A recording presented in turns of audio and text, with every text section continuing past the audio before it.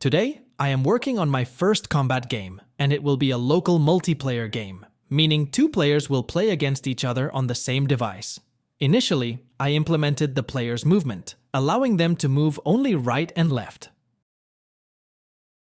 The result was a bit slow, so I adjusted the speed. I also added jumping functionality. Afterwards, I implemented crouching, where pressing a specific button reduces the player's size. I adjusted the camera to ensure both players are visible on the screen. Next, I worked on the attack, which includes 4 different forms: kicking with the right and left leg, and punching with the right and left hand. I specifically implemented the attack with the left leg. However, I encountered an issue where continuously pressing the attack button resulted in repeated attacks.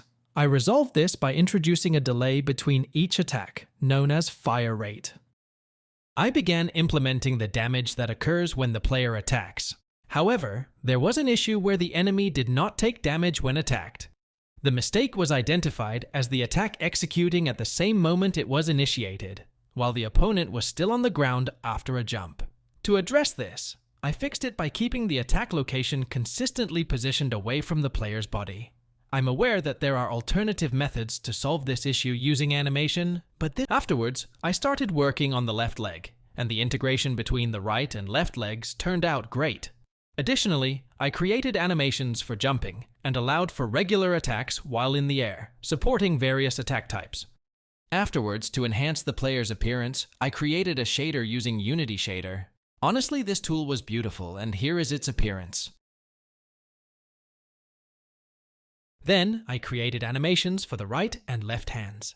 The attack code remained constant, with the variation being the animation and damage for each type. Here is the final appearance for all types of attacks.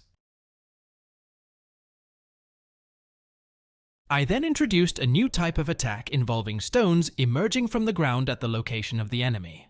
I would like to express my gratitude to this channel for assisting me in creating various effects in any game. Later on, I started working on the enemy character, allowing it to be controlled using the same keyboard or controller. I came up with the idea of having one character represent water with a blue shader, and the other represent fire with a red shader, creating a water against fire concept.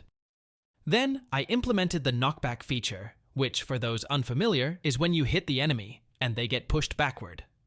Additionally, I created animations for each type of attack the enemy can perform. I decided to make the animations random, adding an element of unpredictability to the enemy's actions.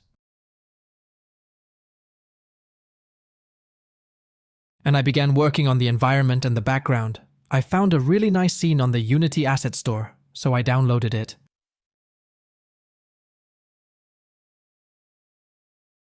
Later on, I began working on the boundaries, ensuring that when one player hits the other, they remain within the same area where they can engage. However, I encountered a problem and found a solution by slightly increasing the size of the collider. Afterwards, I started implementing the health system and the user interface, UI. Also, I incorporated a specific number of rounds that need to be won to achieve victory. Here is the final look. In the end, I started working on the sound effects, whether it's the sound of a regular attack, throwing stones, getting hit, or the background music. I genuinely enjoyed working on this project, and the next game will be based on the comments. Don't forget to leave your feedback. Thank you.